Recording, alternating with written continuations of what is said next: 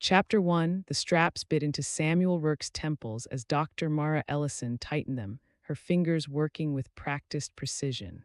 The neuromapping headset resembled some medieval torture device, metal nodes pressing against his skull, wires snaking down to the humming console that cast sickly blue light across the sterile room.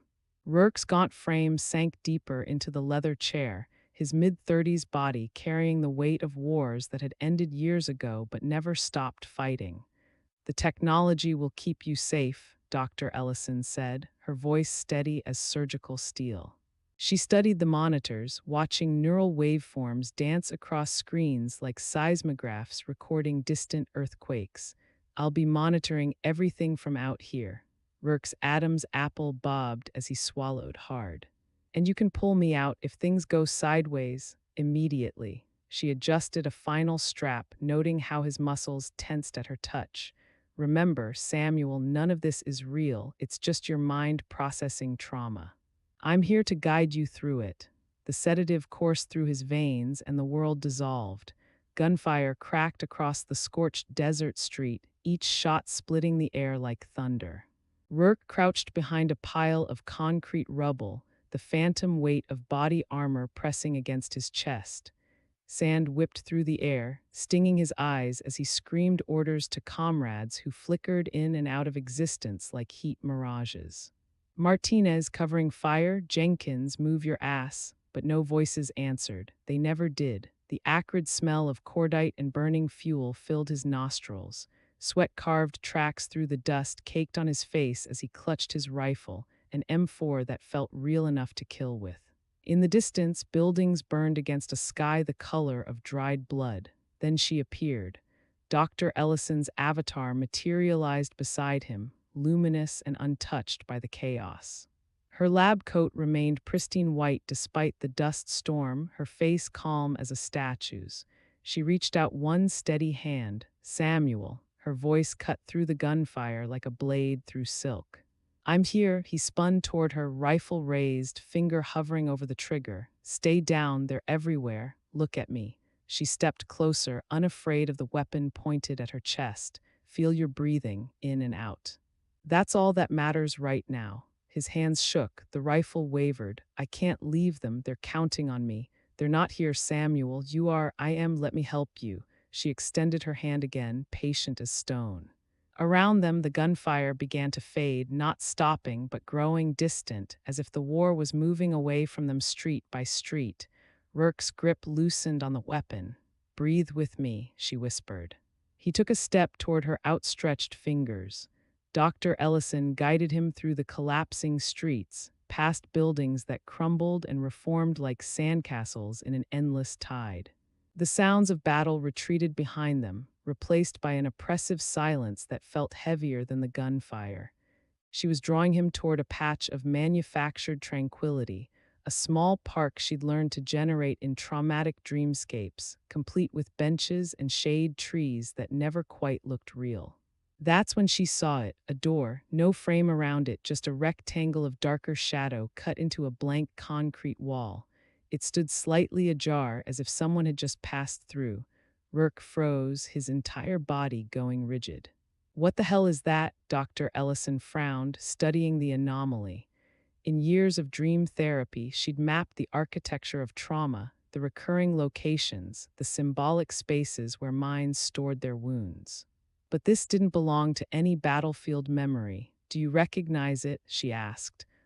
Rourke stared at the door, his face pale. "I've never seen it before. It wasn't part of my tour." None of this was part of Iraq. Curiosity overrode caution. Dr. Ellison approached the door, her hand hovering over its surface. The wood felt cold under her palm, too cold for a desert dream. She pushed it open. Inside lay a stark white room, featureless as a blank page. No windows, no decorations, just four walls that seemed to stretch further than geometry should allow. The floor reflected nothing, though there was no visible light source to cast reflections from. In the center sat a single chair, empty but facing directly toward them, as if it had been waiting. Whispers began immediately. They slithered through the walls, not heard so much as felt, like insects crawling beneath skin. Indistinct words that raised goosebumps along Dr. Ellison's arms, syllables that almost formed meaning before dissolving into static. She stepped further into the room, her footsteps echoing in ways that defied the space's dimensions. "We shouldn't be here," Rourke whispered behind her. Dr. Ellison pressed her palm against the nearest wall. The whispers intensified, and she realized with ice-cold clarity that they were speaking in her own voice. Fragments of words she'd never spoken, conversations she'd never had, thoughts that belonged to someone else wearing her identity like an ill-fitting mask. Her real-world hands moved automatically, scribbling notes on her console while her consciousness remained trapped in the dream. Hidden chamber / non-trauma, consistent / auditory anomaly, possible intrusion. Behind her, Rourke clutched his head and began to tremble. The whispers swirled around him like a malevolent wind. "They know my name," he screamed. "God help me, they know my name." The dream battlefield dissolved. Sand and rubble melted away like sugar in rain, everything flowing into the terrible whiteness of this impossible room. The chair turned to face them directly, though no one had moved it. "Samuel, stay with me," Dr. Ellison called, but panic was spreading through the dreamscape like wildfire. On her monitors, she watched his vitals spike, heart rate climbing past 170, breathing shallow and ragged. Warning lights blinked red across her console. She leaned forward, speaking into her headset microphone. "Samuel, breathe, focus on my voice, we're leaving this place." But in the dream, Rourke was running in circles, shadow figures materializing at the edges of the white room. They had no faces, these shapes, just hollow spaces where features should be, watching him with the patience of predators. "I can't get out," he sobbed. "The door's gone." Dr. Ellison spun around. He was right. The door through which they'd entered had vanished, leaving only seamless white walls that pressed inward like a closing fist. Rourke jolted awake in the real-world chair, his body convulsing as if struck by lightning. The neuromapping headset flew off his head, clattering to the floor in a tangle of wires and shattered sensors.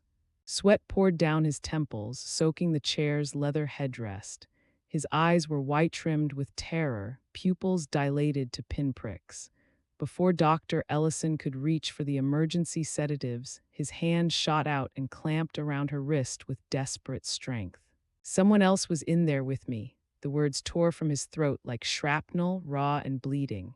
In the room, someone else was watching. Dr. Ellison felt her pen hover motionless above her notebook, her jaw tightening as the implications of his words sank into her mind like stones dropping into still water. In 15 years of dream therapy, she had never encountered anything like the White Room.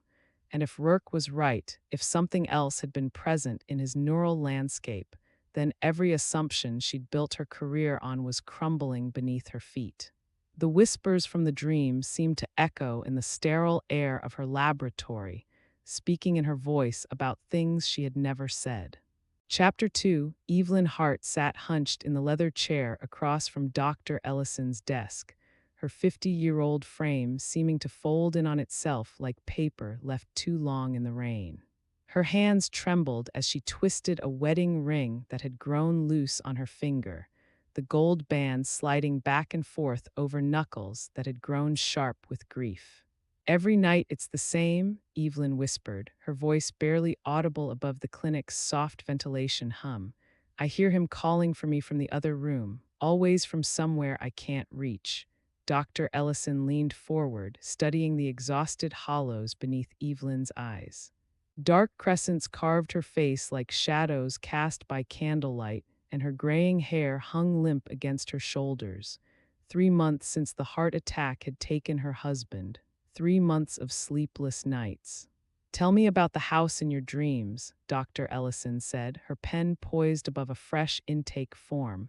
"It's our house, the one we shared for 27 years. Evelyn's fingers worried at the rosary beads spilling from her purse. "But wrong somehow. The rooms stretch further than they should, and I can never find him, no matter how hard I search." Dr. Ellison nodded, making notes. Another grief case, they comprised half her practice. The neuromapping will let me guide you through the dream space, help you process what you're experiencing, and you can bring him back to me. The hope in Evelyn's voice was sharp enough to cut. I can help you say goodbye. The neuromapping device settled over Evelyn's skull like a metallic crown, its sensors pressing against her temples with cold precision.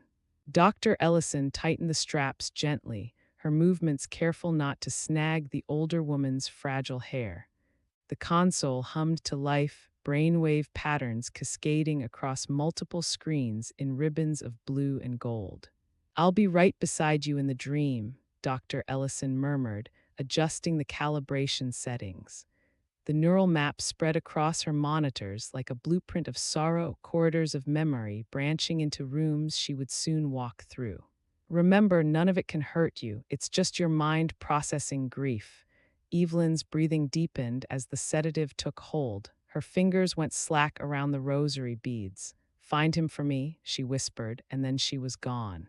The Victorian house materialized around Dr. Ellison like fog condensing into architecture. Wallpaper peeled in long strips from walls that stretched too high, and floorboards creaked beneath her feet with the weight of decades. The air tasted of dust and lavender, tinged with something else, something that made her tongue feel thick and wrong. Evelyn stood frozen in the hallway, her dream self younger but somehow more fragile. Family photographs lined the walls in ornate frames, but their glass surfaces had fogged over, obscuring the faces beneath. She stared at them with desperate intensity, as if willing them to clear. "Evelyn," Dr. Ellison approached slowly, her voice gentle. "Can you hear him?" From behind a closed bedroom door came a man's voice, muffled but unmistakably calling Evelyn's name.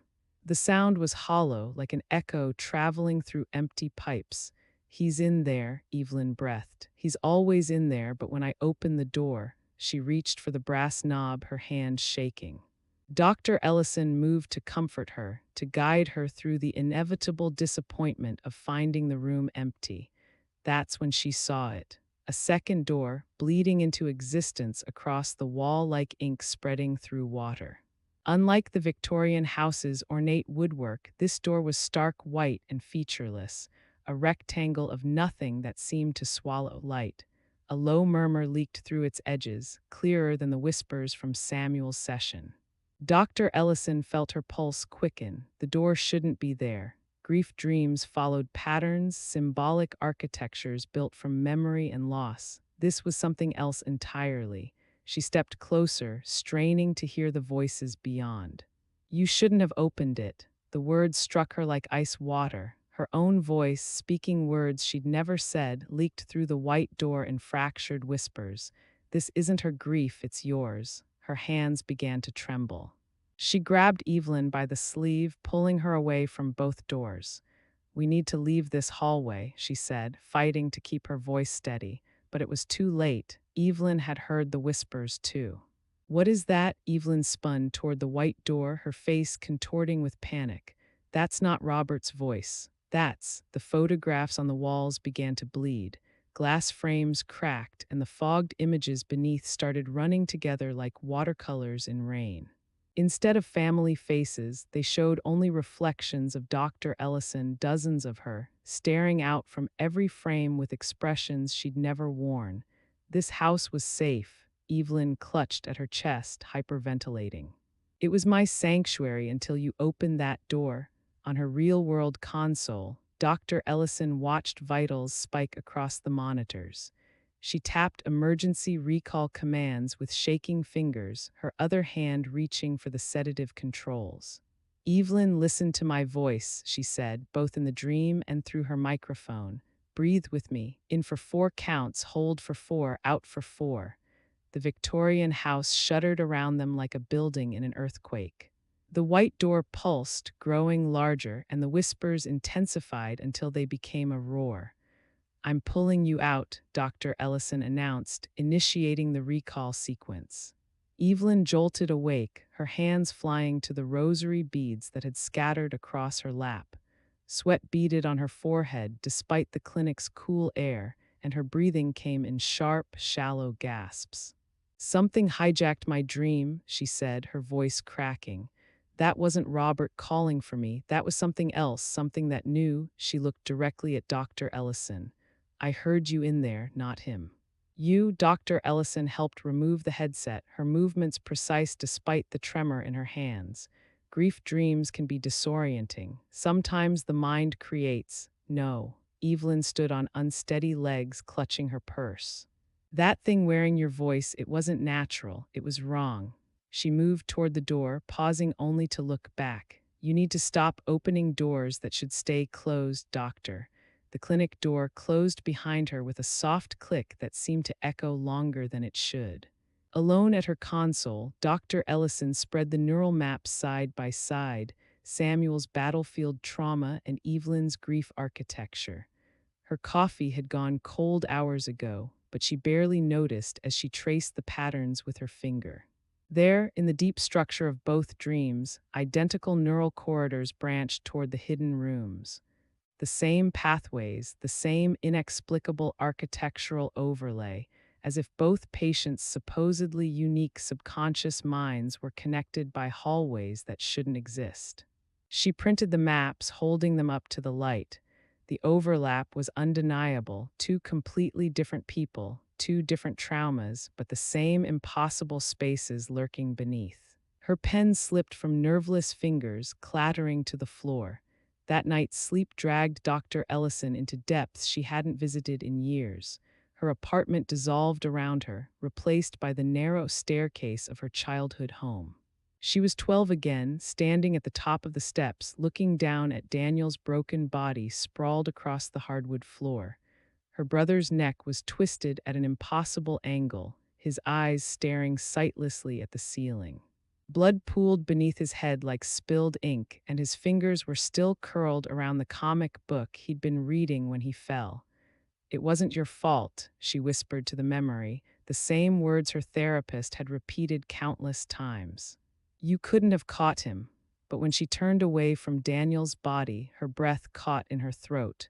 The white door stood in the hallway behind her, exactly as it had appeared in her patient's dreams. Featureless and waiting, with whispers seeping through its edges like smoke through cracks. This time the voice that called her name was her own. Mara, it said, soft as silk and cold as winter. You've been looking for me. She woke with a scream trapped in her throat, her sheets soaked with sweat that smelled like fear and something else, something that reminded her of the taste of metal and dust. Chapter 3. Dr. Ellison's eyes snapped open in the darkness of her bedroom, her chest heaving as if she'd surfaced from drowning.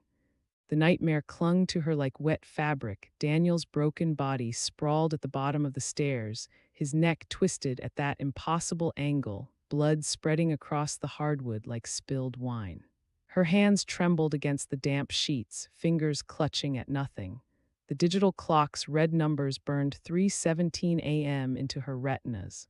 On the nightstand, a framed photograph of Daniel at 6 years old smiled back at her, his gap-toothed grin frozen in sepia tones. The glass caught the streetlight filtering through her blinds, making his eyes seem to track her movement as she sat up. It was just a dream, she whispered to the empty room, but the words tasted like ash. 29 years earlier. 8-year-old Mara drifted through the suburban house like a ghost, her bare feet silent against the cool linoleum. Her eyes were half closed, pupils dilated in the mechanical trance of a sleepwalker. The hallway stretched before her in the blue darkness, family photographs watching from their frames as she moved with the inevitability of a pendulum. Behind her, Daniel's whisper cut through the silence. Mara. Where are you going? Her brother's voice was small and worried, but she didn't turn around. The dream pulled her forward, always the same dream, night after night. The staircase loomed ahead, its wooden banister gleaming in the moonlight that spilled through the landing window. Daniel's bare feet padded after her, his 6-year-old curiosity overriding his fear of the dark. Mara, wake up. Mom said not to leave your room at night. She began climbing the stairs, her lips moving in silent conversation with something only she could see. Her fingers trailed along the banister, each spindle clicking past like rosary beads. Halfway up, she paused, swaying slightly. "The man in the white room says I have to go up," she murmured, her voice hollow and distant. "He says Daniel has to come too." "What man?" Daniel reached out, tugging at her nightgown sleeve. "Mara, you're scaring me." The touch broke something in the dream's architecture. Mara spun around, still asleep but moving with sudden violence. Her elbow struck Daniel's chest, a push that sent him stumbling backward. Time crystallized into individual frames, Daniel's eyes widening in surprise. His arms windmilling for balance, his small body arcing through the air, cartoon physics made real and terrible. The wooden steps counted his descent in thuds that echoed through the house like gunshots. 12 steps, 12 impacts. Then silence so complete it seemed to swallow sound itself. At the bottom, Daniel lay motionless, his comic book scattered beside him in colorful pages. His neck was bent at an angle that made Mara's sleeping mind finally, mercifully wake. She stared down at him, blinking in the sudden clarity of consciousness, never understanding whether the push had been accident or something darker dwelling in her sleepwalking mind. The memory dissolved as sirens wailed in the distance of that long-ago night. Paramedics flooded the house with harsh fluorescent light that turned everything stark and medical. Young Mara stood in the corner, tears streaming down her face, caught between sleep and waking, between guilt and innocence. Her mother's voice shrill with panic. She was sleepwalking. She didn't know what she was doing. Her father, hollow and broken. The boy just wanted to help his sister. And beneath it all, the question that would follow her for 3 decades, did I mean to push him? Dr. Ellison stared at her reflection in the bathroom mirror, the fluorescent bulbs casting harsh shadows under her eyes. She looked older than her 37 years, worn thin by nightmares and the weight of other people's traumas. "Daniel," she whispered to the glass. The mirror fogged with her breath as if the surface was exhaling back at her. In the condensation, she thought she saw the outline of a small hand pressed against the other side. She forced her spine straight, tying her hair back with practiced movements. The ritual of preparation, the construction of Dr. Mara Ellison from the raw materials of a broken child, foundation to cover the dark circles. Lipstick to give her mouth authority, the white coat that transformed her into someone who could heal instead of harm. The montage of her academic obsession played out in fragments. Late nights bent over neuroscience textbooks, the glow of computer screens displaying early dream mapping prototypes, graduation ceremonies where she smiled for cameras while her parents looked on with quiet pride and unspoken sorrow. Every achievement was a brick in the wall she'd built between herself and that night on the staircase. Summa cum laude from Johns Hopkins, first in her residency class, published papers on sleep disorders and trauma processing.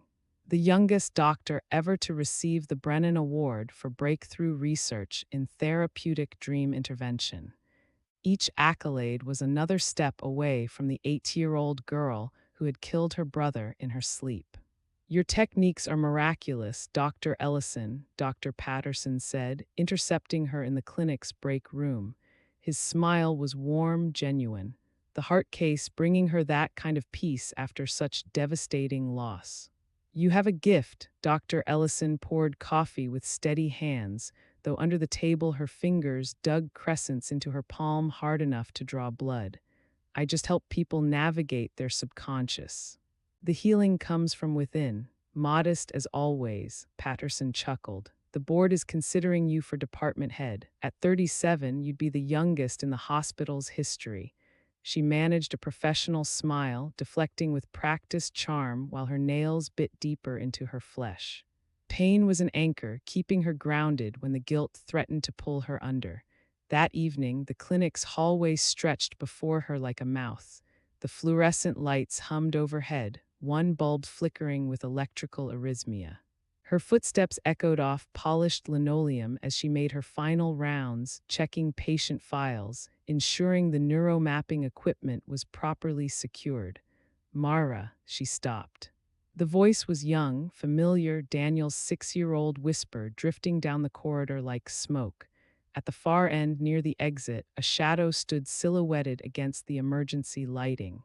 Small, child-sized, her heart hammered against her ribs. Hello, the shadow didn't move, didn't respond, just stood there with the patience of the dead. She blinked and it was gone. Back in her office, Dr. Ellison spread the neural maps across her desk, Samuel's battlefield trauma and Evelyn's grief architecture rendered in digital tracery. The patterns writhed under the desk lamp's glare, and she found herself staring at the way the lines curved and branched. They looked like banisters, like the spindles of a wooden staircase, each connection point marking where her brother's body had struck the steps. Her pen clattered to the floor as the realization hit her. Daniel's death hadn't just shaped her career, it had been stalking through her work all along, manifesting in the neural pathways of every patient she'd tried to help. The white room, the whispers, the architectural impossibilities, they were all echoes of that night, bleeding through her subconscious into theirs.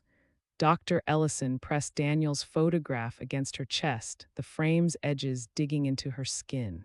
Silent sobs shook her shoulders as 30 years of suppressed grief finally cracked through her professional facade. "This is why I walk," she whispered to the empty office, "so no one else has to fall." The fluorescent lights hummed above her, casting their sterile glow across the desk. In the reflection of her office window, she saw another figure standing behind her, Daniel, still 6 years old, his lips moving in silent conversation with someone she couldn't see. When she turned around, only darkness waited. Chapter 4, the printer wheezed like an old man dying as it spat out neural map after neural map. Dr. Ellison fed sheet after sheet into the machine, her coffee growing cold as dawn light struggled through the clinic's dirty windows. Samuel's battlefield trauma, Evelyn's grief-soaked Victorian house, Claire Donovan's hospital corridors where her daughter had died of leukemia. 3 patients, 3 different hells, all rendered in the same digital tracery of synaptic pathways and dream architecture. She pinned the maps to her office corkboard with mechanical precision, her movements sharp and purposeful despite the exhaustion weighing down her bones. The neural patterns spread across the cork like specimens under glass, delicate networks of lines that mapped the geography of human suffering. Her pen scratched across Samuel's battlefield scan, following the branching pathways of his PTSD-riddled subconscious. Then she stopped. Her pen hovered over a cluster of lines that formed a distinctive shape, rectangular, with what appeared to be hinges on one side. "A door, this can't be coincidence," she muttered, grabbing Evelyn's scan. There it was again. The same door-shaped neural cluster, hidden among the Victorian mansion's corridors like a cancer cell disguised among healthy tissue. Dr. Ellison circled both anomalies with red ink, her hand trembling slightly. The fluorescent light above her desk flickered, casting stuttering shadows across the maps. Claire Donovan's scan unrolled from the printer with a mechanical hiss. Dr. Ellison snatched it before the ink had fully dried, spreading it across her desk beside the others. Claire's dreams were sterile hospital corridors where she searched endlessly for her 8-year-old daughter's room, but there, buried in the neural data, was the same door cluster. And something else. Dr. Ellison's breath caught in her throat. Each dreamscape showed fragments of identical flooring, a black and white checkered pattern repeating like a visual echo across 3 separate minds. The tiles were rendered in the same neural signature, down to the microscopic detail of where the grout lines intersected. "Impossible," she whispered, but the evidence stared back at her from the maps. She reached for the red thread she kept in her desk drawer, something left over from a conference presentation about neural connectivity. But now it served a different purpose. She began stringing connections between the maps, threads stretching from door to door, from checkered floor to checkered floor, building a web that looked like the work of a madwoman. Under the flickering fluorescent light, the maps seemed to shift and breathe. When viewed in sequence, they formed one continuous corridor, a hallway that existed in three minds simultaneously. The whispers started as she stared at her handiwork, faint at first, like wind through distant trees, but growing clearer with each passing second. The same indistinct murmurs she'd heard in Evelyn's hidden room, seeping through the walls of her office like gas through cracks. Dr. Ellison spun around, her chair squeaking in protest. The office was empty, but behind her, the neuromapping monitors flickered with static interference. Lines of code scrolled across the screens in languages she didn't recognize, not programming languages, but something older, more primal. "Hello," she called out, her voice cracking. The static intensified, and for a moment she thought she saw faces in the interference. Samuel screaming orders to dead comrades, Evelyn reaching for her husband's ghost, Claire running through endless hospital halls. Then the screens went black. Dr. Ellison's fingers flew across the neuromapping console, switching it to offline mode. If her theory was correct, if these disparate dreams were somehow connected, then she should be able to stitch them together digitally. She input data from all three patients simultaneously, watching as the computer struggled to process the overlapping neural patterns. Warning messages flashed across the screen: incompatible data sets, processing error. Neural signature mismatch. She overrode them all. The visualization that emerged made her blood turn to ice water. A branching corridor stretched across her monitor, doors lining both walls like cells in a prison. The image pulsed with its own heartbeat, as if the digital reconstruction was somehow alive. Then it glitched. For one terrifying flash, one of the rooms showed her childhood staircase, the exact wooden steps where Daniel had fallen, down to the scuff marks her father had never been able to sand out. The banister gleamed in digital moonlight, and at the bottom, a small shadow lay crumpled and still. Dr. Ellison yanked the power cord from the wall. The screen died with an electronic whine, but the image seemed burned into her retinas. The computer had accessed her memory, pulled it from some deep neural recess, and woven it into the collective unconscious of her patients. Sleep became a luxury she could no longer afford. Dr. Ellison covered every surface of her office with notes, diagrams, and fragments of understanding. Patient files carpeted the floor. Neural maps papered the walls like disturbed wallpaper. Red threads stretched between push pins, creating a web that would have impressed a spider. She talked to herself constantly now, her voice a steady murmur in the empty clinic. "You built this, didn't you?" she said to Daniel's photograph propped against her monitor. "Or maybe I did. Maybe we built it together that night on the stairs."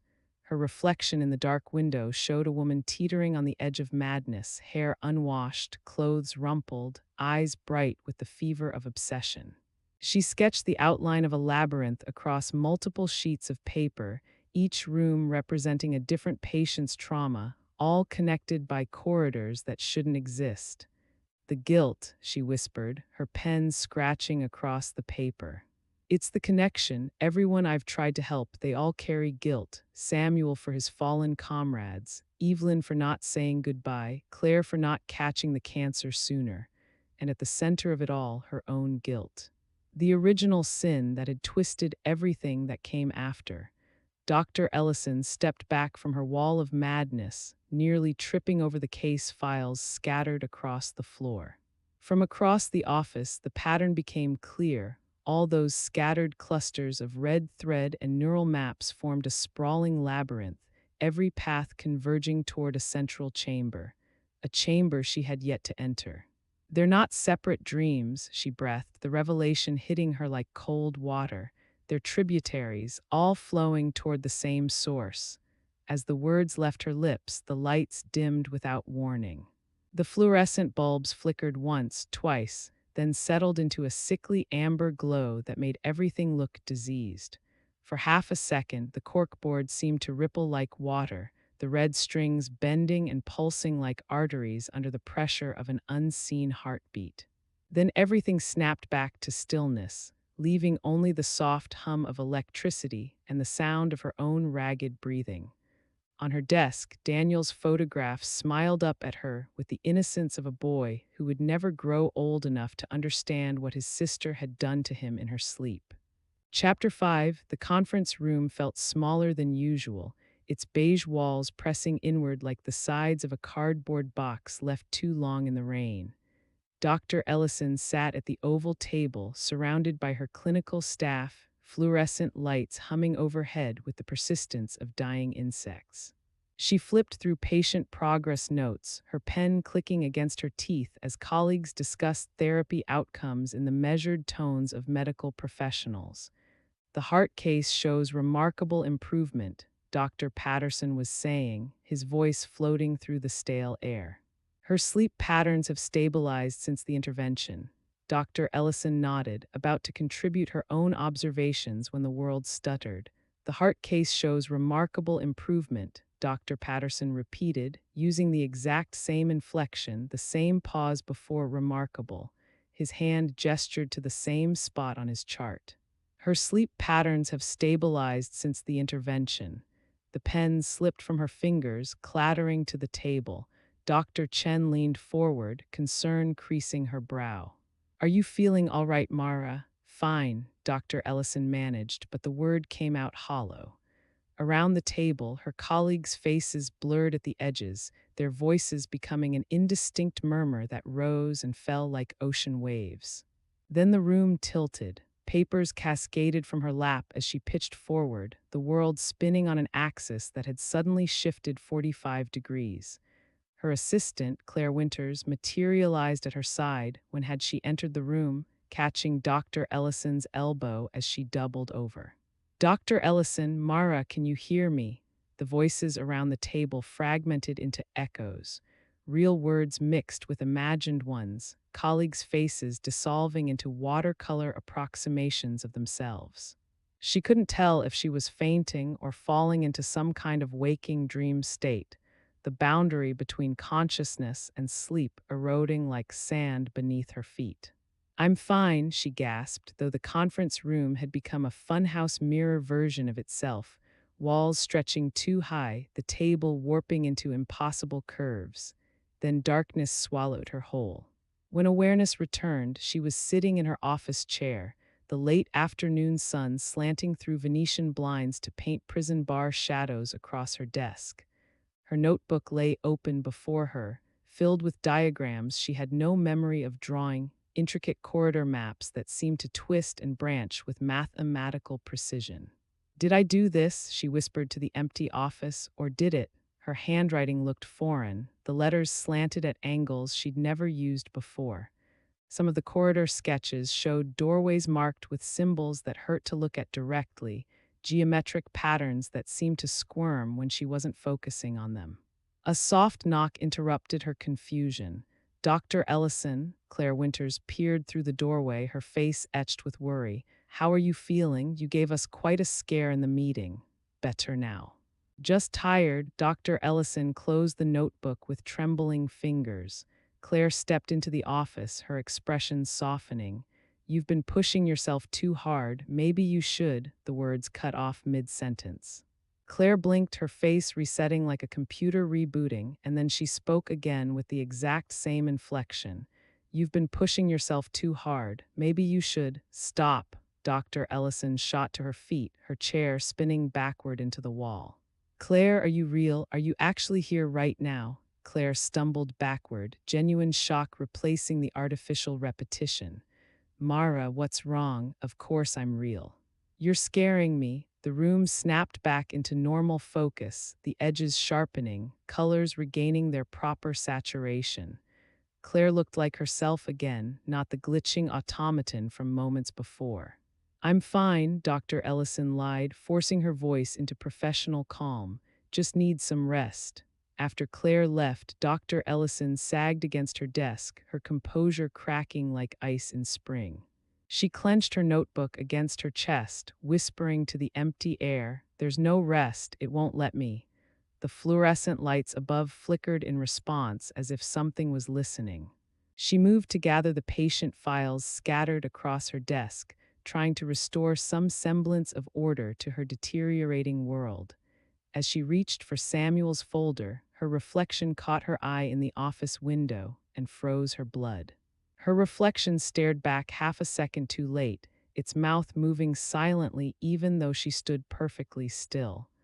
The mirrored Dr. Ellison seemed to be arguing with someone just outside the window's frame, her face twisted with anguish. Daniel, she breathed, and her reflection's mouth formed the same word a beat later. She yanked the blinds shut with violent force, the metal slats crashing together like cymbals.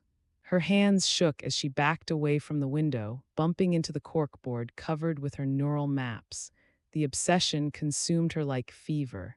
Dr. Ellison ripped down red thread and pinned up new connections, her movements frantic and desperate. The dream diagrams sprawled across every available surface, walls, desk, floor, transforming her office into the lair of a madwoman. "You're in there, aren't you?" she muttered, arguing with Daniel's memory as she sketched new corridors with chalk directly onto the wall. "All this time, you've been building it from the inside." The labyrinth grew larger with each stroke, branching into impossible geometries that shouldn't exist in three-dimensional space. Her hand moved with its own volition, drawing pathways she'd never consciously designed. "The patients are just, what, doorways, windows?" She laughed, the sound harsh and bitter. "And I'm the architect who doesn't know she's building her own prison." The hallucinations would only stop when she faced the source directly. The logic was simple, terrifying, and probably insane, but it was the only path forward she could see. Dr. Ellison approached her neuromapping console like an altar, her fingers dancing across the controls with practiced precision. She overrode every safety protocol, bypassing the recommended exposure limits with her personal access codes. The system responded with increasingly urgent warnings: extended exposure risks, neural damage, dissociative episodes, permanent psychological trauma. She dismissed them all. The headset felt heavier than usual as she lowered it over her skull, the metal contacts cold against her temples. Her hands trembled as she secured additional leather restraints across her chest and arms. If she was going to lose consciousness in the deepest levels of dream architecture, she didn't want to accidentally hurt herself in the waking world. "Maximum immersive depth," she commanded the system. "Warning, unmonitored session initiated. Emergency override required for extraction." Sweat beaded on her forehead as she reached for the final button. Once she pressed it, there would be no gentle awakening, no gradual return to consciousness. She would be trapped in the digital dreamscape until the session timer expired or until something else decided to let her go. "Initiate," the neuromapping device hummed to life with a sound like distant thunder, vibrations traveling through the metal contacts into her skull. The office around her began to fade, walls dissolving into static, the fluorescent light stretching into infinity. Then darkness swallowed her whole. When her eyes opened, she stood in a vast corridor that stretched endlessly in both directions. The floor was that same black and white checkered pattern she'd seen in her patient's dreams, the tiles reflecting nothing despite the sourceless light that filled the space. Doors lined both walls as far as she could see, some wooden, some metal, some that seemed to be made of shadow itself. This was it, the nexus point where all her patients' traumas converged. The labyrinth she'd been mapping without understanding its true purpose. From somewhere in the shadows ahead, a young voice called out, playful, innocent, using the pet name only one person had ever known, Mare Bear. "Is that you?" Her face went pale as winter sky. Only Daniel had ever called her that. Only her dead brother knew that name. Chapter 6. Dr. Ellison's footsteps echoed through the endless corridor, each sound multiplying until it became a percussion symphony of solitude. Her breathing came heavy and ragged, fog condensing in the inexplicably cold air, despite the sourceless light that bathed everything in sickly phosphorescence. The checkered floor stretched into infinity, black and white tiles creating an optical illusion that made her stomach lurch with vertigo. Each doorway she passed trembled with barely contained energy. Some were painted in cheerful pastels that belied the horrors beyond.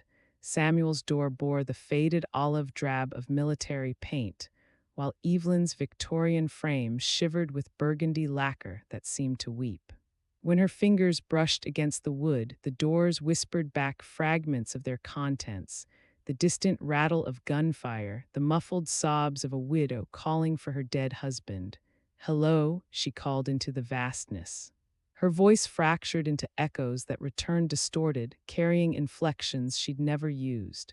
Mère Bear, Mère Bear, Mère Bear. The walls began to transform as she walked deeper, blank plaster cracking like eggshells to reveal something beneath. Stained glass bled through the fractures, not the holy imagery of cathedrals, but windows into human suffering. Each pane pulsed with color and movement, alive with the worst moments her patients had ever endured. There was Samuel, pinned beneath concrete rubble, his mouth open in a scream that had no sound. The glass around him burned with desert orange and the crimson of spilled blood. Beside it, Evelyn stood frozen before a locked bedroom door, her fists pounding against wood that would never open again. The Victorian colors had run together like watercolors in rain, purple grief bleeding into the gold of wedding bands. And Claire Donovan, oh God, Claire clutching her daughter's stuffed rabbit, the hospital room bright with the antiseptic white of impending death. The child in the bed was translucent, already more ghost than girl.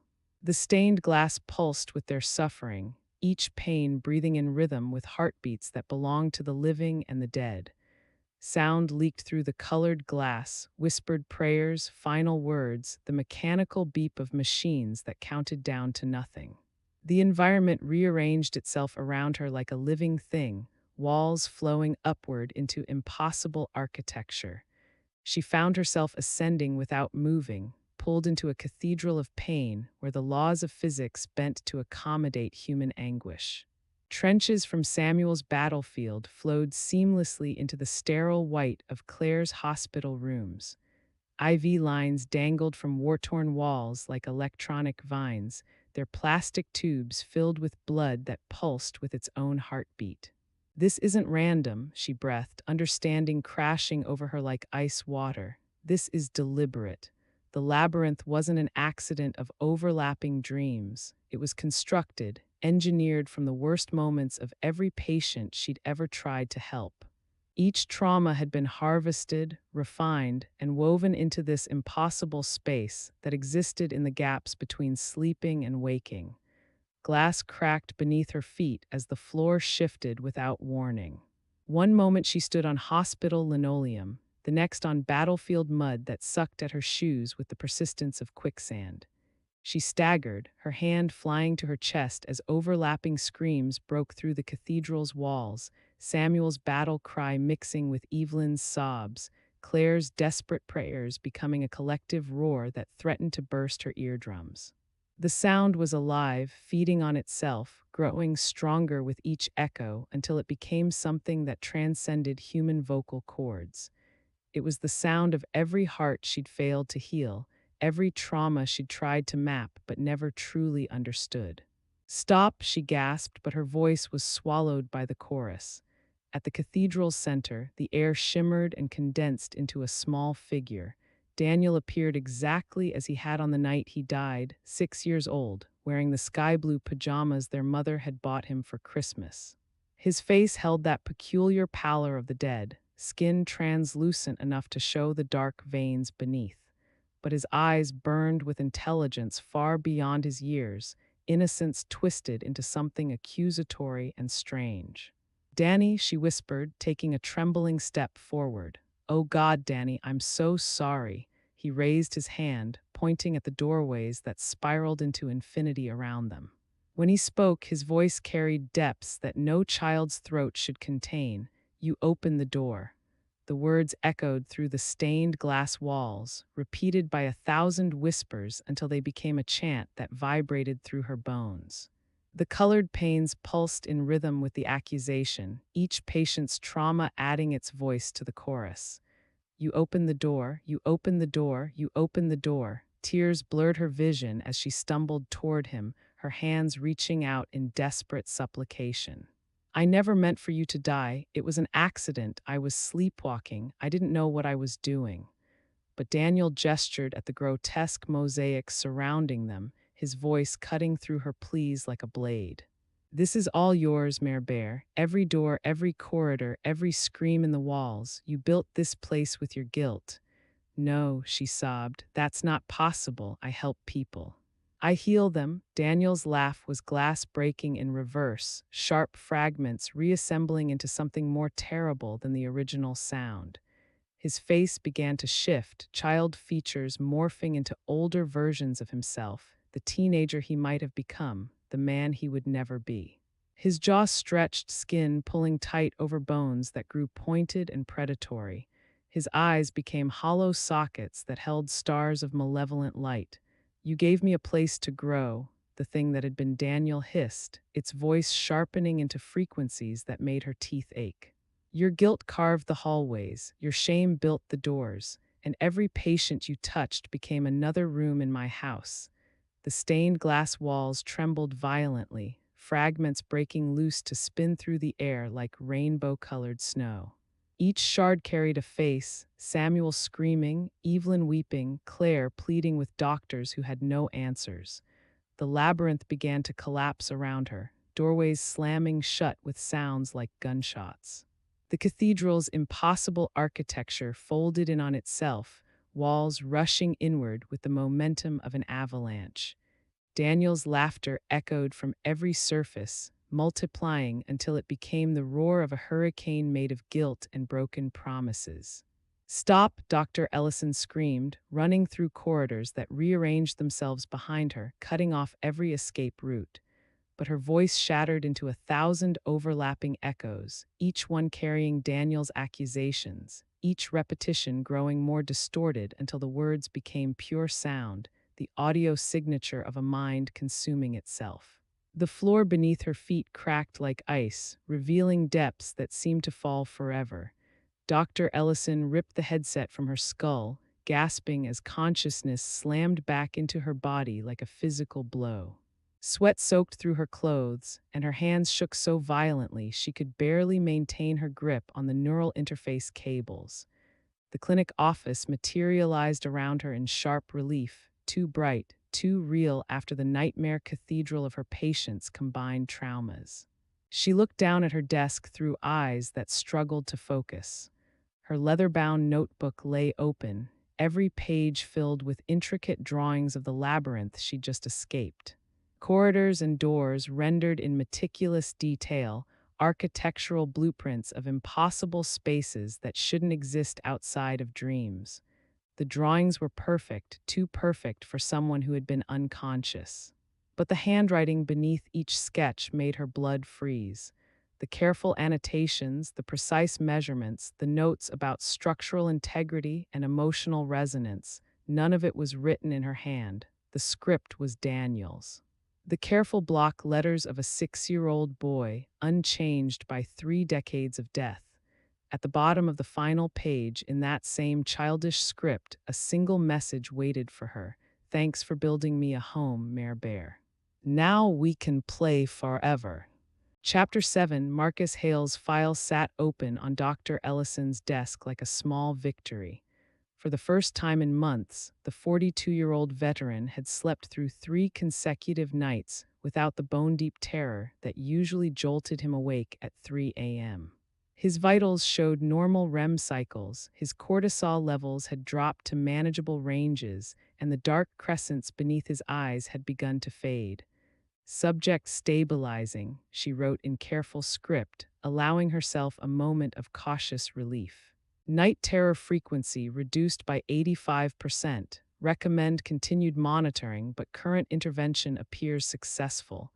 The pen felt solid in her hand, real in a way that few things did anymore. Progress, healing. This was why she dedicated her life to dream therapy, to pull people back from the brink of their own minds. Her intercom buzzed. Dr. Ellison, Marcus is here for his follow-up. Send him in. Marcus shuffled through the door like a man walking on broken glass, his movements careful and deliberate. But something was wrong. The improvement she'd documented had vanished, replaced by a hunted look that made the fluorescent lights seem too harsh, too revealing. "How are you sleeping, Marcus?" He collapsed into the chair across from her desk, his hands trembling as he gripped the armrests. Sweat beaded along his hairline despite the clinic's air conditioning. "Last night," he whispered, his voice barely audible, "I heard you inside my dream." Dr. Ellison's pen paused above her notepad. "Sometimes patients incorporate their therapists into, you were standing over me." His eyes fixed on hers with desperate intensity. Whispering in my ear, you kept saying, "Give up, give up, give up." His face twisted with mistrust and something deeper, betrayal. "You wanted me to stop fighting." The pen slipped from her fingers, clattering to the desk. "Marcus, that's impossible. I wasn't conducting any sessions last night. You must have dreamed." "Don't." He lurched forward, his voice cracking. "Don't tell me it was just a dream. I know what I heard. I know what you said." He stood abruptly, backing toward the door. "You're in there even when uninvited." The door slammed behind him, leaving Dr. Ellison alone with the echo of his accusation. David Chen perched on the edge of his chair like a bird ready for flight, his programmer's precision at odds with the tremor in his voice. The shy man had been battling insomnia for 6 months, his mind too restless for sleep, too exhausted for waking clarity. "The session helped initially," he said, his eyes fixed on his lap. "But then you appeared in the hidden room." Dr. Ellison felt ice crystallize in her veins. The white room. "David, I need you to be very specific about what you experienced." "You touched my arm." His voice dropped to barely a whisper.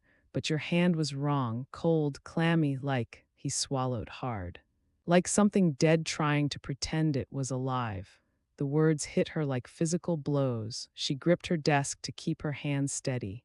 "David, I want you to know that I've never entered your dreamscape without your explicit consent and monitoring equipment. What you experienced was likely, then explain this." He rolled up his sleeve. 5 finger-shaped bruises marked his forearm in perfect detail, purple-black against his pale skin. The spacing was exactly right for an adult woman's grip, her grip. After David left, Dr. Ellison retreated to her office like a wounded animal seeking its den. She locked the door and collapsed into her chair, the weight of the accusations crushing down on her chest. "I was here that night," she whispered to the empty room. "I didn't go in. I didn't touch him." She attacked her neuromapping console with desperate fingers, pulling up system logs, session records, anything that might prove her innocence. But the data was clean, no unauthorized access, no session records for the nights in question. According to every piece of evidence, she had never entered either patient's dreamscape. Yet the bruises on David's arm told a different story. Her hands shook as she scrolled through terabytes of neural data, searching for some glitch, some explanation that didn't involve her losing her mind or becoming something inhuman in her patient's dreams. The clinic's hallways stretched before her like a mouth, emergency lighting casting everything in sickly yellow.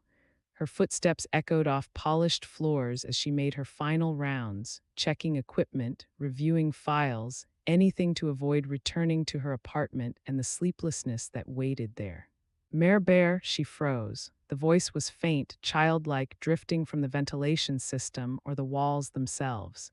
Daniel's voice, speaking the nickname only he had ever used. "You were there." Her clipboard slipped from nerveless fingers, papers scattering across the floor like fallen leaves. The fluorescent lights hummed with electrical static, and in that moment between heartbeats, she could swear she saw a small figure at the far end of the hallway, sky-blue pajamas and accusatory eyes. When she blinked, only shadows remained. Time had become unreliable. Dr. Ellison stared at her office clock, certain she'd last checked it at 9 p.m. Now it read 2:17 a.m., 5 hours vanished without memory or explanation. A cup of coffee sat beside her desk, untouched and cold, though she had no recollection of making it. Her notebook lay open to pages filled with fresh sketches, detailed architectural drawings of rooms and corridors rendered in her own hand. But she swore she hadn't drawn them. Each door in the sketches bore her initials written above them in careful block letters. Emmy, Emmy, Emmy, as if she were claiming ownership of spaces that shouldn't exist. The knock on her door came like a judgment. Claire Winters entered without waiting for permission, her face etched with concern that had hardened into determination. "Mara, you need to take time off." "I'm fine." The lie tasted like copper on her tongue. "You're not fine. You look like you haven't slept in weeks. You're pale, shaken, completely off." Claire moved closer, her voice softening. "The staff is worried. The patients are worried." Something snapped inside Dr. Ellison's chest. "Rest is impossible when the patients are unraveling, when everything I've built is." She caught herself, but the damage was done. Claire took a step back, fear flickering across her features. "Mara, you're scaring me." "Then leave." The words came out flat and cold. "If you can't handle the pressure of real therapeutic work, then leave." Claire lingered for a moment, searching her face for some trace of the colleague she'd known. Finding nothing, she turned and walked away, her footsteps echoing with finality. Alone in the sterile glow of her office, Dr. Ellison spread neural maps across every available surface. Marcus's combat nightmares, David's insomnia patterns, Evelyn's grief, all rendered in the digital tracery she'd come to know better than her own reflection. And there, in the margins of each map, were faint markings she hadn't noticed before. Her own silhouette drawn beside the patient's dream impressions, as if someone had been documenting her presence in spaces she'd never visited.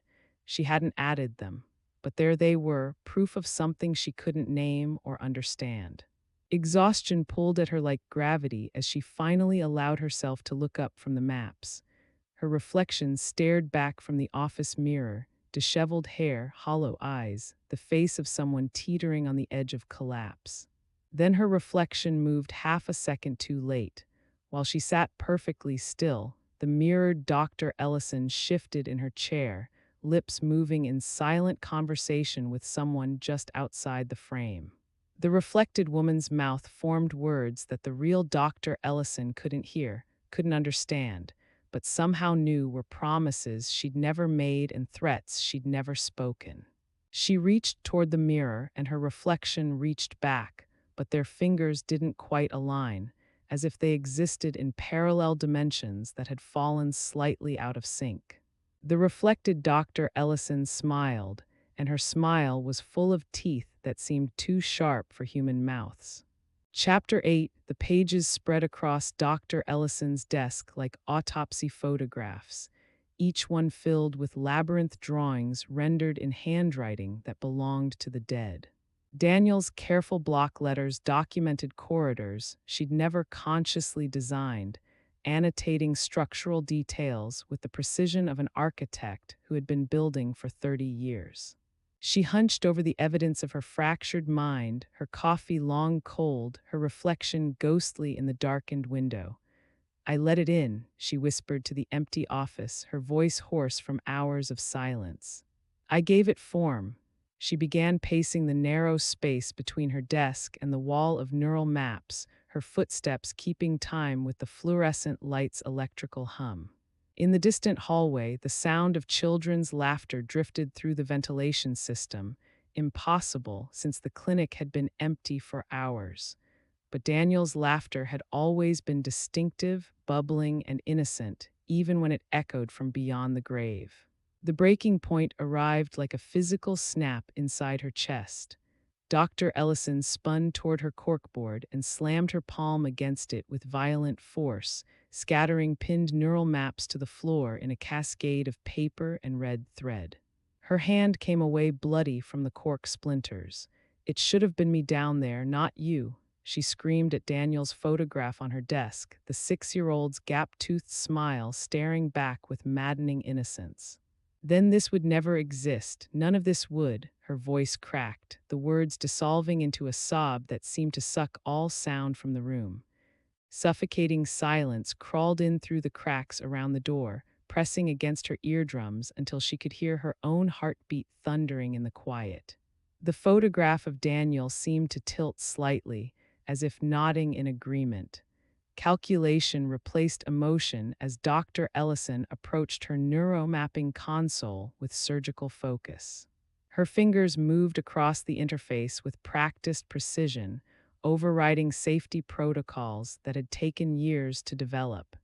Each warning she dismissed brought her closer to something that could only be called suicide by technology. Full synaptic burn, she murmured, selecting settings that would flood her neural pathways with more electrical current than any human brain was designed to handle. The console responded with increasingly frantic warnings. High-risk neural destabilization. Irreversible damage possible. Recommend immediate termination of session parameters. Safety protocols cannot be maintained. 8T selected settings. She opened her logbook and wrote in careful script beside the final entry. Necessary sacrifice. The pen felt heavier than it should, as if gravity had doubled in the space around her desk. Patient files formed a perfect semicircle across her office floor, each dossier open to reveal the human faces she'd failed to protect. Samuel Rourke's military portrait stared up at her with the thousand-yard stare of a man who'd seen too much war. Evelyn Hart's intake photo showed the hollow cheeks of fresh grief. Marcus Hale, David Chen, Claire Donovan, all of them arranged like offerings on some twisted altar. She knelt in the center of the semicircle and touched each photograph with trembling fingers. "I'm sorry, Samuel. I let something poison your dreams. Forgive me, Evelyn. I gave your grief a place to fester. Marcus, David, Claire, I failed all of you." Each apology felt like a small death, a severance of connection that would make what came next more bearable. She was blessing them goodbye, preparing to cut the threads that bound her corrupted presence to their sleeping minds. The knock on her door made her heart stutter. Claire Winter's voice carried through the wood, muffled but urgent. "Mara. I saw the lights on. It's past midnight. You need to go home and sleep." Dr. Ellison forced herself to stand, arranging her face into a mask of professional composure. She opened the door just wide enough to reveal half her face, keeping the ritual chaos behind her hidden. "Everything's under control, Claire, just finishing some research." The smile she produced felt like broken glass in her cheeks. "I'll be leaving soon." Claire's eyes searched her face, finding something there that made her take a small step backward. "You promise you won't stay all night again?" "I promise." The lie came easily, practiced from years of hiding her true self behind therapeutic authority. As soon as Claire's footsteps faded down the hall, Dr. Ellison locked the door behind her and yanked the blinds shut with violent force. "No one can stop me this time," she whispered, her voice shaking with something between terror and relief. She knelt beside her desk like a penitent before an altar, clutching Daniel's childhood photograph against her chest. The glass was warm against her skin, as if heated by an internal fire that had nothing to do with ambient temperature. "I'm coming for you, Danny," she whispered to the smiling face frozen in sepia tones. "And when I find you, I end this. I end all of it." The photograph slipped from her fingers as she spoke, hitting the floor with a sound like a gunshot. The glass cracked along the frame in a perfect diagonal line that split Daniel's face in half, one eye innocent and childlike, the other dark and knowing. The crack seemed to pulse with its own heartbeat. The neuromapping headset felt heavier than usual as she lowered it over her skull, the metal contacts cold against her temples. She worked methodically, securing a chest harness that would keep her body upright, binding her wrists to the chair arms with leather straps that bit into her skin. If the neural overload caused convulsions, she couldn't risk tearing herself free and surviving with half her mind intact. Her trembling fingers hovered over the console's initiate command, the red button pulsing like a digital heartbeat. Once she pressed it, there would be no gentle awakening, no gradual return to consciousness. The settings she'd selected would either destroy the labyrinth entirely or destroy her in the attempt. "For all of them," she breathed. "For all the patients I poisoned with my guilt." The neuromapping system erupted to life with a sound like thunder. Warning lights flashed crimson across the laboratory as the console drew power directly from the clinic's main electrical grid. On her monitors, dream corridors rapidly replicated and stitched themselves together, forming a massive, pulsing structure more intricate than any previous session. The neural pathways writhed like living things, branching and connecting with mathematical precision that hurt to observe directly. Sparks flickered from the console casing as circuits strained beyond their design limits. The smell of burning electronics filled the air, acrid and sharp.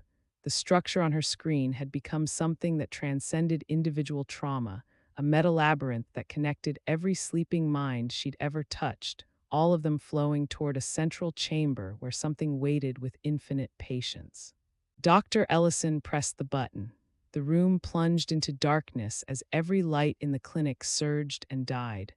The neural interface erupted with electrical fury, sending current through her brain in waves that rewrote the fundamental architecture of thought itself. Her body jerked against the restraints as her mind was torn from flesh and hurled into digital space. Her scream echoed through the empty clinic, a sound of pure human terror that cut through walls and glass before dissolving into eerie silence. When her eyes opened, she stood dwarfed by a labyrinth that stretched beyond the horizon of possibility. Corridors spiraled like arteries through shadow, each pathway pulsing with the collected suffering of every patient she'd ever tried to help. The architecture was alive, breathing with the rhythm of a cosmic heart that beat in frequencies only the dead could hear. At the cathedral-like center of the maze, Daniel waited, but this wasn't the broken child from her nightmares. This Daniel stood confident and serene, his 6-year-old form radiating an authority that belonged to something far older than death. His smile was perfect, too perfect, revealing teeth that had grown sharp as surgical instruments. "Hello, Mare Bear," he said in a voice that harmonized with itself, creating chords no human throat could produce. "I've been waiting for you to come home." Chapter 9. Dr. Ellison's muscles coiled like springs as she stepped into the cathedral's heart, every nerve screaming for battle against the thing that wore her brother's face. Her fists clenched, prepared for the violence that nightmares demanded, claws and teeth and inhuman howling that would justify what she'd come to destroy. Instead, Daniel simply stood there. He waited in the center of the vast space, hands folded like a child in Sunday school, his 6-year-old frame bathed in shifting beams of stained glass light that painted his pale skin in colors of trauma. The silence pressed against her eardrums with oppressive weight, a pause that unsettled her more than any roar of rage could have. She had expected a monster. What she found was stillness. "Do you know what I am?" Daniel asked, tilting his head with the curiosity of youth married to something impossibly ancient. The walls around them rippled like water, the mosaic panels bending and reshaping themselves into repeating images, patients sobbing, grieving, reliving their losses in endless loops.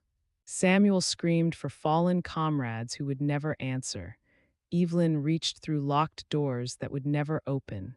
The kaleidoscope of suffering spun faster, each face twisted with the particular agony of wounds that wouldn't heal. "A demon," Dr. Ellison whispered, the word tasting like ash. Daniel's smile was faint, patient, almost pitying. "No, Mare Bear, I am you, I am them, I am what grief becomes when no one lets it end." The cathedral dissolved around them like sugar in rain, walls melting into a kaleidoscope of fractured memories that shifted with each heartbeat. She found herself witnessing the true scope of the labyrinth, not just her patient's nightmares, but the source code of human suffering itself. Samuel Rourke buried alive in a collapsing trench, his screams muffled by concrete and sand. The scene reset played again, his death on infinite repeat, each iteration carving the trauma deeper into neural pathways that never forgot, never forgave. Evelyn heart reaching endlessly for her husband at that locked bedroom door, her fingers bleeding from pounding against wood that would never yield.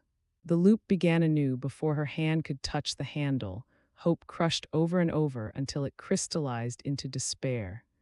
David Chen trapped in a cubicle maze that stretched beyond the horizon, fluorescent lights humming overhead as he searched for an exit that didn't exist. Each turn led back to the beginning, each escape attempt resetting like a corrupted program. They never let themselves heal, Daniel observed, his voice carrying harmonics that shouldn't exist in a child's throat. They hold on to their pain like drowning swimmers clutch stones, convinced that letting go means forgetting the ones they loved. Daniel gestured with his small hand, and the air filled with voices, hundreds, thousands of unknown lives whispering their losses into the void.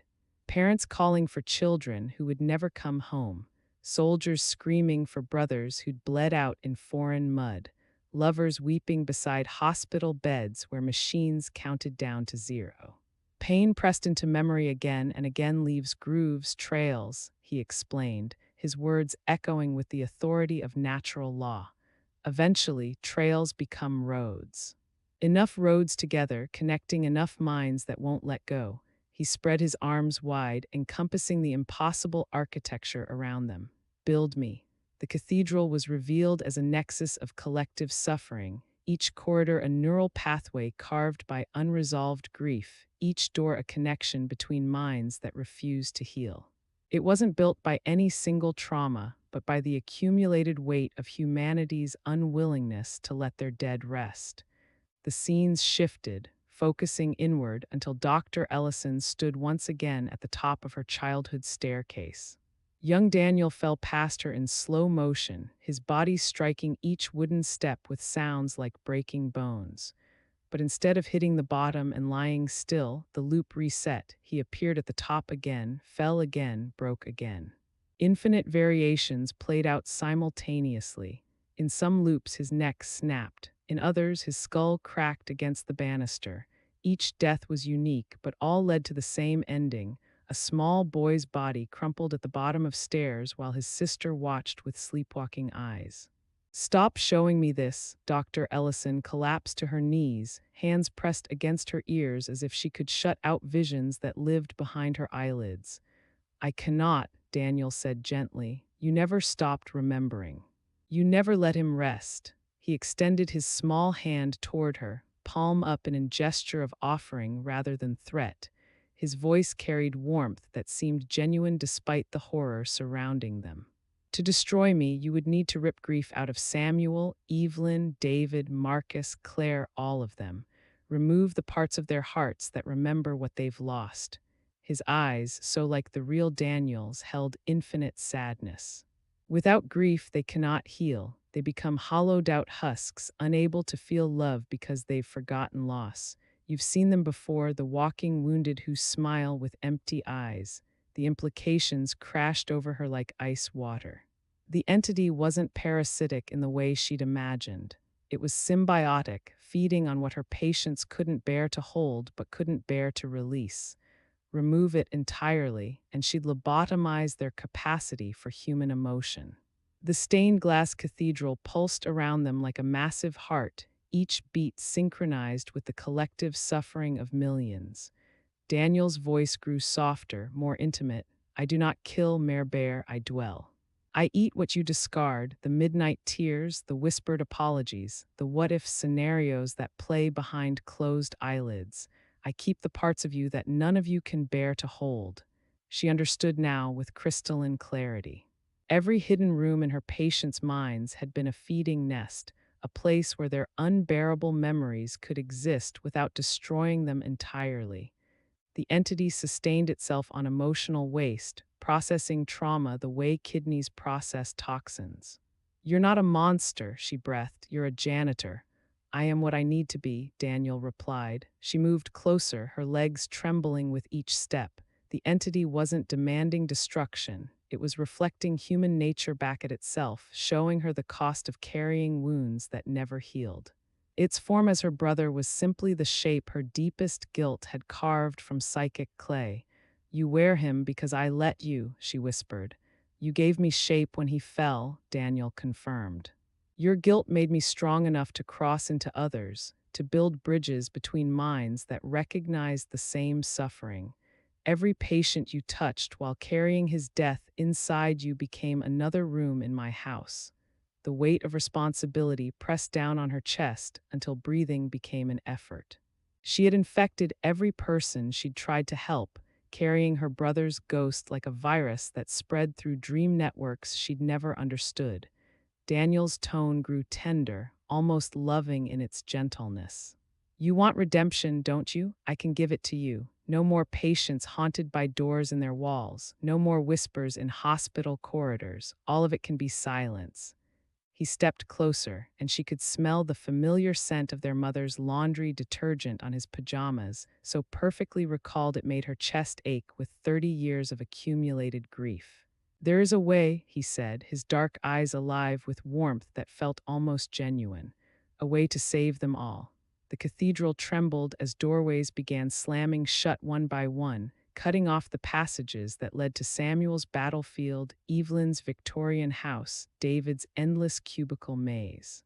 Each closure echoed like a gunshot, sealing away the trauma networks until only the central chamber remained. Soon, only Dr. Ellison and the thing wearing Daniel's face stood in the heart of the labyrinth.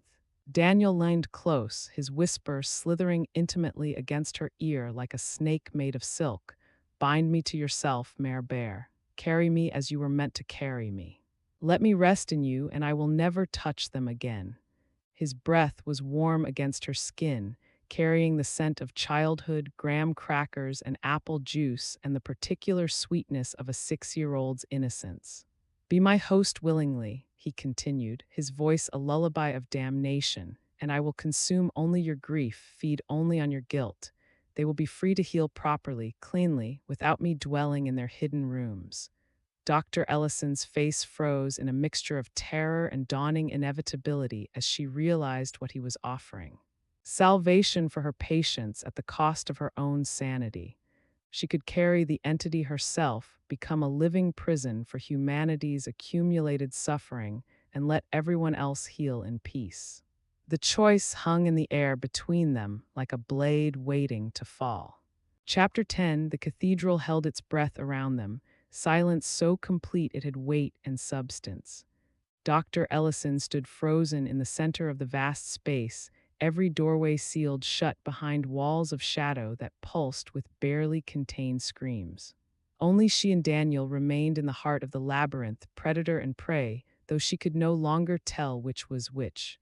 Her fists clenched until her nails bit crescents into her palms, the pain sharp and real in this digital nightmare. The entity's offer hung between them like poison disguised as medicine. Bind herself to it willingly, become a living prison for humanity's accumulated suffering, and let her patients heal in peace. The alternative was destruction. Total annihilation of the labyrinth and everything connected to it, including the minds trapped within. Dr. Ellison raised her trembling hand toward the dream walls, focusing her intent like a blade. The neural overload she'd programmed was still running in the real world, flooding her brain with enough electrical current to burn out synapses wholesale. If she channeled that destructive force properly, she could collapse the entire labyrinth in seconds.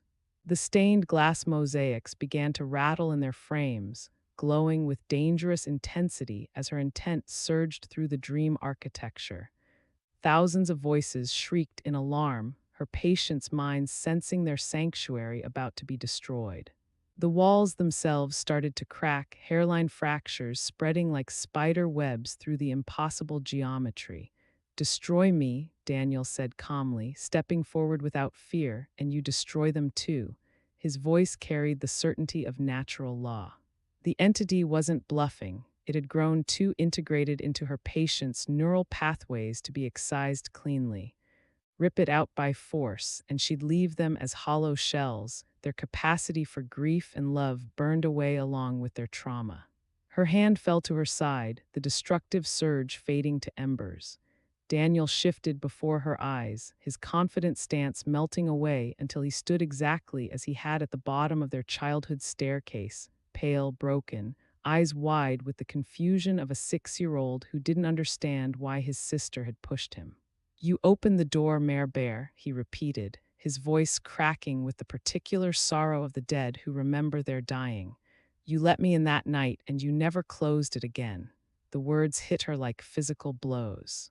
Dr. Ellison collapsed to her knees, 30 years of suppressed guilt erupting from her chest in a wail that echoed through the cathedral's impossible acoustics. I let you fall, she sobbed, the admission tearing her throat raw. I was sleepwalking, but some part of me wanted you gone. You were perfect, and I was broken, and I couldn't stand, her voice cracked. I never forgave myself. I built my entire life to hide from what I did. The truth hung in the air between them like a confession written in blood.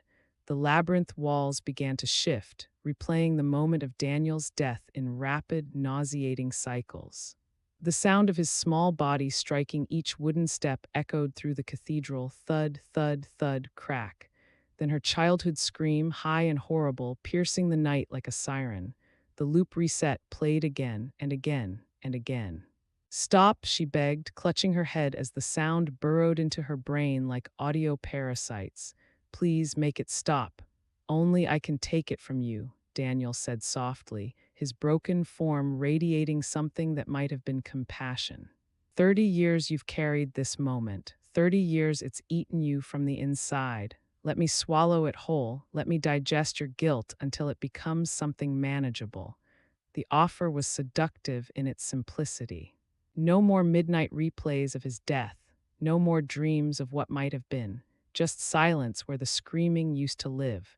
Through her tears, Dr. Ellison saw faces flicker in the stained glass windows that surrounded them. Samuel Rourke, his face streaked with battlefield mud, looking more human than he had in years. Evelyn Hart clutching her rosary, but smiling through her grief at memories of her husband that no longer felt like knives. David Chen sleeping peacefully in a bed that wasn't surrounded by hospital machines or endless cubicle walls. They were healing.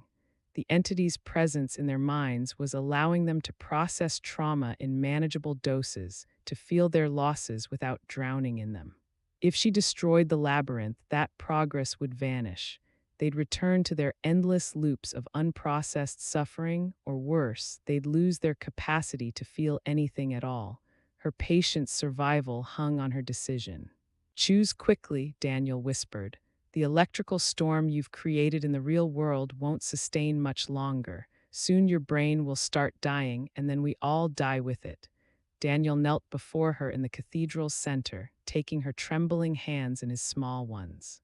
His face morphed sickeningly between the innocent child she remembered and something inhuman, features that shifted like smoke, eyes that held depths no 6-year-old should possess. Bind me to yourself, he whispered, his breath warm against her skin, and they live whole. Refuse me, and they break into hollows who smile with empty eyes and feel nothing real ever again. His grip tightened on her hands. This is not punishment, Mère Bear, it is purpose. You were meant to carry me. You were always meant to be my host. The words slithered through her consciousness like oil through water, coating her thoughts until resistance seemed impossible. The entity wasn't offering partnership. It was revealing inevitability. This moment had been building since the night she pushed Daniel down the stairs. Everything that followed had been preparation for this choice. After what felt like hours, Dr. Ellison nodded faintly. The words scraped out of her throat like broken glass. Yes. The cathedral lights flared blood-red, bathing them both in crimson that pulsed with its own heartbeat. Daniel's smile was serene and terrible, an expression no human child had ever worn. Welcome home, Mère Bear. Dark tendrils erupted from the stained glass walls like smoke given substance. They curled through the air with predatory grace, seeking the openings in her defenses, the gaps between thoughts, the spaces where guilt had hollowed her out. They poured into her skull through her eyes, her ears, her mouth, filling every cavity with shadow that tasted like copper and childhood nightmares. In the real world, her body convulsed violently against the chair restraints as alarms screamed from the neuromapping console. Foam gathered at the corners of her lips as her spine arched beyond human limits, vertebrae cracking under the strain. The electrical readings on her monitors spiked into ranges that should have stopped her heart, but she was no longer entirely human. In the dream cathedral, Daniel dissolved like sugar in acid, his 6-year-old form unraveling into smoke that poured directly into Dr. Ellison's chest. She screamed as her lungs seized, every breath becoming a struggle against the foreign presence expanding inside her ribcage. A new voice layered over her thoughts, synchronized with her heartbeat, matching her breathing pattern until she couldn't tell where she ended and it began. "We are one now," it whispered in harmonies that used her own vocal cords. "Your guilt feeds me, and my presence feeds you. Together, we will tend the gardens of human suffering until the stars burn cold." The labyrinth collapsed inward like a dying star, corridors folding into themselves until only darkness remained. But the darkness was not empty. It was pregnant with potential, ready to unfold into new architectures of pain whenever grief called it into being. Dr. Ellison's eyes snapped open in the clinic chair, her chest heaving as consciousness slammed back into her battered body. Sweat soaked her clothes and the leather restraints that held her upright. The neuromapping equipment had overloaded completely, screens cracked and smoking, filling the air with the acrid smell of burned electronics. But she was alive, changed but alive. As exhaustion pulled her toward unsteady sleep, she became aware of the rhythm that would define the rest of her existence. Her breathing, perfectly synchronized with something else's. Two sets of lungs sharing one body, two minds coexisting in the space behind her eyes. From now on, Dr. Mara Ellison would never be alone in her own thoughts. In the darkness behind her eyelids, Daniel's laughter echoed softly, not cruel but satisfied, the sound of a child who had finally come home. Chapter 11, Samuel Rourke sat across from Dr. Ellison, with shoulders that no longer carried the rigid tension of a man perpetually at war. The veteran's face had softened over the past week, the deep lines around his eyes fading, as sleep finally came without the phantom weight of body armor pressing against his chest. "Haven't had the combat nightmares in over a week," he said, his voice carrying a lightness she'd never heard before. "First time in 15 years I've slept without keeping a rifle next to the bed." He laughed, the sound genuine and unforced. "My wife says I actually smiled in my sleep last night." Dr. Ellison nodded, her pen moving across the patient notes with steady precision. Her handwriting was neat, professional, unmarked by the tremor that had plagued her hands for months. "The neural pathways are stabilizing," she said, her voice warm with satisfaction. "Your REM cycles show normal patterns now. The hypervigilance response has decreased by 90%. What she didn't mention were the faint scrawls of black ink that appeared at the margins of her notes whenever she wasn't looking directly at them, phrases like "they still remember" written in handwriting that wasn't hers. Each time she blinked, the words vanished, leaving only clean white paper. The parade of recovered patients continued through the afternoon. Evelyn Hart clutched her rosary but spoke with calm certainty, her voice no longer cracked with the weight of unprocessed grief.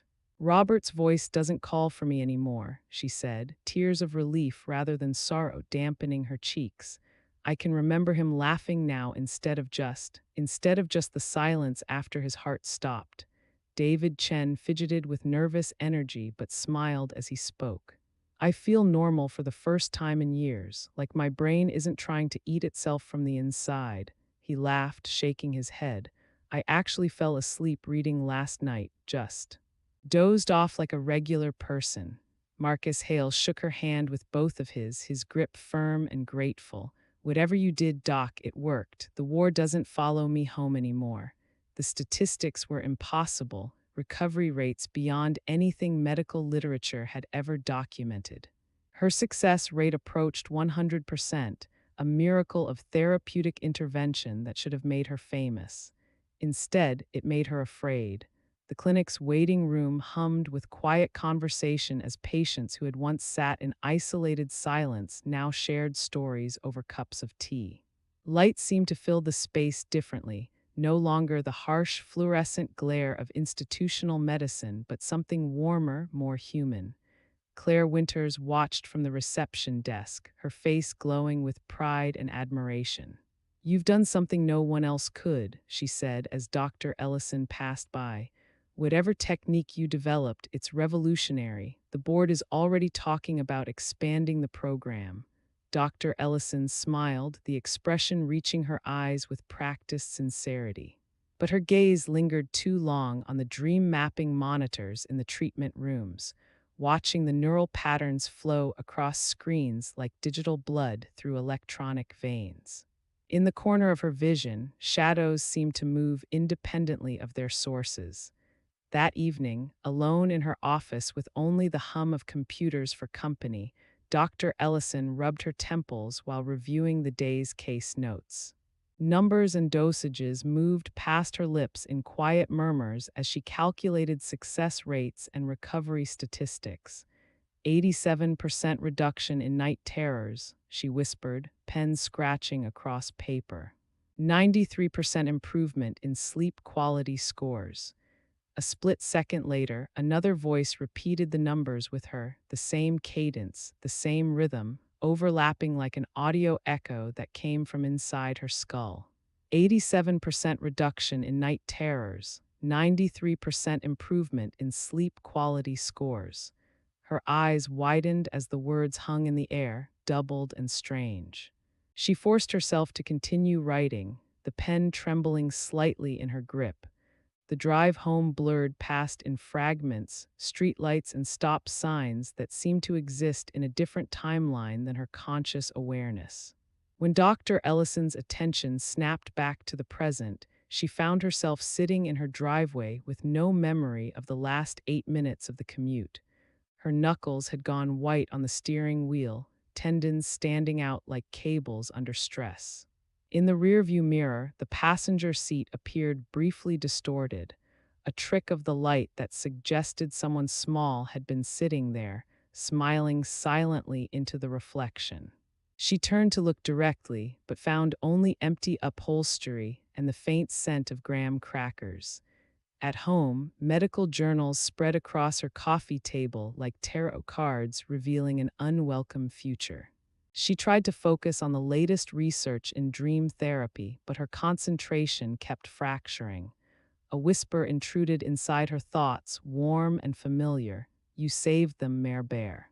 You needed me to make them whole." "No," she muttered aloud, her voice sharp in the empty apartment. "I chose this. You don't get to take credit for what I sacrificed."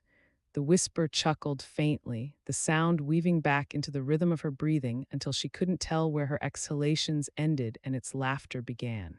The next morning brought renewed composure as Dr. Ellison walked the clinic halls with confident strides.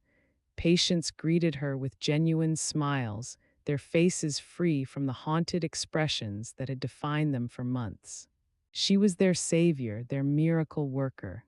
But in reflective surfaces, the polished floors, the glass doors, the metal elevator panels, her stride appeared half a beat off from her true steps. As if her reflection belonged to someone walking a slightly different path through the same space. Claire Winters noticed nothing unusual as she handed over the day's appointment schedule. That evening, Dr. Ellison sat cross-legged on her apartment floor, a shoebox of childhood keepsakes open before her like a shrine to the dead. Inside, wrapped in tissue paper that had yellowed with age, lay Daniel's broken toy car, a red plastic sedan with one wheel missing and scratches along the driver's side door. She set the toy beside a framed photograph of Daniel grinning in their backyard, his 6-year-old face bright with the particular joy of summer afternoons. Tears welled in her eyes as she looked at him, not the entity that wore his face, but the real boy who had loved comic books and chocolate milk and the way shadows danced on bedroom walls. "I'm sorry," she whispered to the photograph. "I'm so sorry I couldn't save you both." Dr. Ellison lifted the frame to place it on her nightstand, but as she leaned away, the glass surface caught her reflection in its depths. For just a moment, Daniel's image in the photograph seemed to shift, his innocent grin becoming something sharper, teeth glinting with predatory satisfaction. The real photograph showed only a child's smile, but the reflection in the glass revealed something else entirely. Something that had been waiting 30 years for her to look closely enough to see it smiling back. Dr. Ellison froze, the frame trembling in her hands. She was too afraid to set it down, too afraid to keep looking, and far too afraid to acknowledge what she'd glimpsed in the space between image and reflection. In the silence of her apartment, two hearts beat in perfect synchronization, one living, one that had never stopped loving her in all the wrong ways. Chapter 12. Morning sunlight spilled across the clinic's sidewalk like liquid gold, a stark contrast to the digital darkness Dr. Ellison had navigated for so many months. She pushed open the glass doors, stepping into warmth that felt alien against her skin after dwelling so long in the cold corridors of other people's nightmares. Her patients emerged from their final check-ins like butterflies leaving cocoons, Samuel Rourke walking without the rigid posture of perpetual combat readiness, Evelyn Hart no longer clutching her rosary as if it were the only thing keeping her tethered to sanity, David Chen blinking in the daylight with eyes that had finally learned to close in peaceful sleep. Marcus Hale and Claire Donovan followed, their faces bearing expressions Dr. Ellison had spent her entire career trying to cultivate, the quiet contentment of minds at rest. Samuel cracked a dry military joke about the clinic's coffee tasting like motor oil mixed with regret, drawing genuine laughter from the group. The sound was new, not the brittle politeness of fellow sufferers, but the easy camaraderie of people who had discovered they were still capable of joy. 8 hours, David announced with wonder, as if he were reporting a miracle. I slept 8 full hours without waking up once. I actually had to check my alarm clock to make sure it was working. Evelyn smiled, her weathered face creasing with lines that suggested happiness rather than grief. I dreamed of Robert last night, but it was a good dream. We were young again, dancing in our kitchen like we used to. The group moved together with the easy rhythm of survivors stepping into unburdened life, their shared trauma transformed into a bond that no longer defined them. Dr. Ellison watched them with serene composure, her lips curved in the professional smile she'd perfected over decades of practice. Inside her chest, something foreign breathed alongside her lungs, expanding and contracting in perfect synchronization. The weight of the entity pressed against her ribs like a second skeleton, but her expression remained calm as still water. Her burden stayed invisible, hidden behind the mask of therapeutic success that had always been her greatest strength. "They heal beautifully," whispered the voice that lived behind her thoughts. "See how they laugh, this is your gift to them." Her smile never wavered, though her jaw tightened imperceptibly. From the clinic doorway, Claire Winters lingered in the shade, her face glowing with pride and admiration. She mouthed words to herself that Dr. Ellison couldn't hear but could read on her lips. "Miracle worker." Dr. Ellison lifted her hand in a casual wave, the gesture natural and unrehearsed. Claire beamed back, then retreated into the clinic to begin preparing for the next wave of broken minds that would seek healing in these rooms. If only she knew the true price of miracles, Dr. Ellison thought, then forced the darkness away. The group strolled down the tree-lined street with the unhurried pace of people who had nowhere urgent to be and no demons chasing them through their sleep. Evelyn paused to breathe deeply, her face tilted toward the sun. "The air feels lighter today," she said, wonder creeping into her voice, "like someone lifted a weight I didn't know I was carrying." Marcus nodded, his scarred hands relaxed at his sides instead of clenched in perpetual fists. "Haven't felt this free since I left the service, maybe not even then." Samuel pointed toward the cloudless sky with mock ceremony. "That there is what we call civilian blue, folks. Notice how it's not trying to kill you." Their laughter echoed off the storefronts, drawing smiles from passing strangers who couldn't help but be infected by their collective lightness. Dr. Ellison walked behind them at a respectful distance, close enough to ensure their safety, but far enough to avoid intruding on their moment of shared liberation. The whispers in her mind grew more insistent, almost affectionate in their possessiveness. They thank you in their hearts, but they should thank me. Without my hunger, their pain would have consumed them entirely. Enough, she muttered under her breath, the words so quiet it barely stirred the air. Her face betrayed nothing of the inner command she fought to resist, maintaining the serene mask that had become as natural as breathing. Almost. The sounds of ordinary life drifted around them like a symphony of normalcy. Children's voices echoed from a nearby park where swings creaked in gentle rhythm. A busker strummed guitar chords that hung sweet in the warm air, his case open for donations from passers-by who had coins to spare and reasons to smile. David paused to listen, his head tilted with the concentration of someone hearing music clearly for the first time in years. The melody seemed to wash over him like healing water, erasing the final traces of the sleepless anxiety that had plagued him for so long. For a moment, watching her patients revel in the simple pleasure of being alive without terror, Dr. Ellison felt genuine peace settle over her like a blanket. They passed a large storefront with windows that acted like mirrors, the glass reflecting the group with perfect clarity. Sunlight glittered on the surface, fracturing into rainbow prisms that danced across the sidewalk.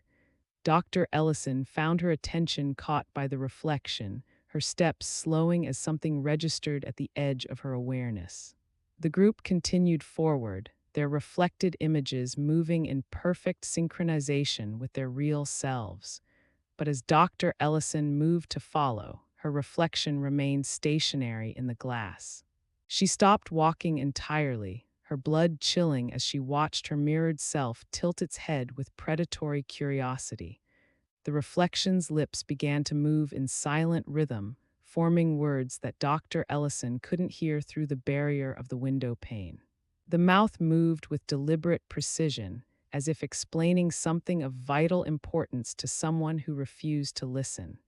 Behind the real Dr. Ellison, her patients continued their celebration of newfound freedom, their laughter bright as church bells in the morning air. They remained blissfully unaware of the conversation taking place in the space between reality and reflection.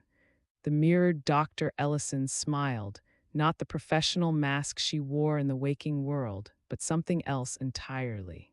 Something that knew secrets about the price of healing and the weight of willing sacrifice. Dr. Ellison forced her own face to hold that same calm, serene expression as she watched her reflection's lips move in patterns she would never be able to decode. The figure in the glass continued its silent monologue, explaining truths that would remain forever trapped behind the barrier of silver and light. In the sunlit street, Dr. Mara Ellison stood perfectly still while her reflection delivered its eternal whispered sermon to the space between worlds, where guilt and healing danced together in the shadows of human hearts.